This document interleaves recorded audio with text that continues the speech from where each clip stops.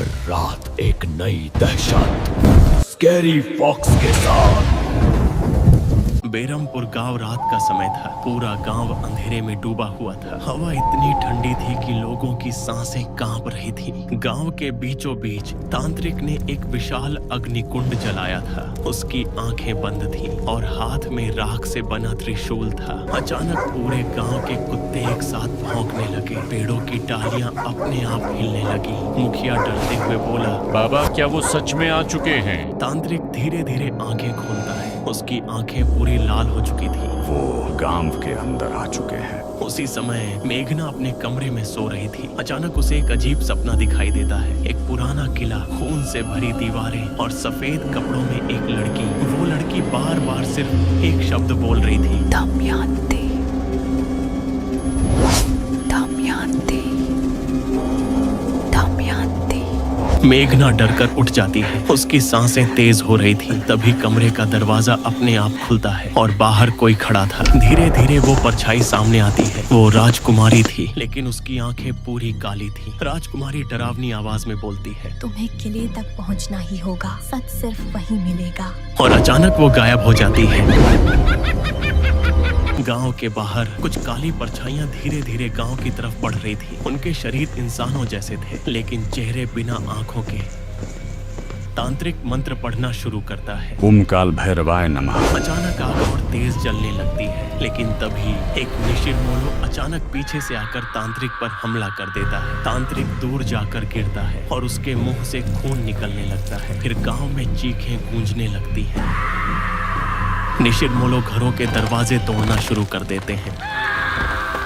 और दूसरी तरफ इशिता, अनुज और मेघना चुपके से गांव छोड़कर किले की तरफ निकल जाते हैं। रास्ते में इशिता पूछती है, तुम्हें क्यों लगता है कि इस सब का जवाब किले में है? मेघना धीरे से बोलती है, क्योंकि मैं ये सब पहले भी देख चुकी हूँ। अनुज चौंक जाता है। मेघना की आंखों में आंसू आ जाते हैं। मुझे बचपन से ये किला सपनों में दिखता है और हर सपने में कोई मुझे राजकुमारी कहता है। तीनों किले के अंदर पहुंचते हैं। किला पूरी तरह टूटा हुआ था। दीवारों पर अजीब चिन्ह बने थे। अचानक एक बड़ा दरवाजा अपने आप खुलता है। अंदर एक विशाल किताब रखी थी, बेरमपुर पुराण। अनुज धीरे धीरे किताब खोलता है और तभी पूरा कमरा कांपने लगता है। किताब के अंदर एक तस्वीर थी, महाराज, राजकुमारी और दमयंती। लेकिन सबसे बड़ा झटका ये था, राजकुमारी का चेहरा बिल्कुल मेघना जैसा था। इशिता डरकर पीछे हटती है।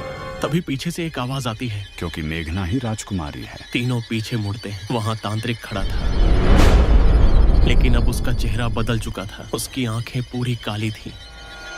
अचानक मेघना के हाथ पर एक चमकता हुआ निशान बन जाता है। उसे सब कुछ याद आने लगता है। पुराना महल, महाराज, दमयंती की चीख। मेघना जोर से चिल्लाती है। तभी अंधेरे से एक औरत बाहर आती है। लंबे बाल, सफेद आंखें, खून से भरा चेहरा। दमयंती। वो धीरे धीरे मुस्कुराती है। 400 साल बाद आखिर तुम वापस आ ही गई। और अचानक पूरा किला अंधेरे में डूब जाता है। सिर्फ मेघना की चीख सुनाई देती है। अगली सुबह पूरा गांव खाली था। न कोई इंसान, न कोई आवाज। सिर्फ किले के बाहर खून से एक शब्द लिखा था, दमयंती लौट चुकी है। हमने अब ये तो जान लिया कि मेघना ही राजकुमारी है, लेकिन दमयंती 400 साल बाद क्यों आई? आगे मेघना के साथ क्या हुआ? इन सभी सवालों के जवाब जानने के लिए हमारे साथ बने रहिए निशिरमोलो के अगले भाग में।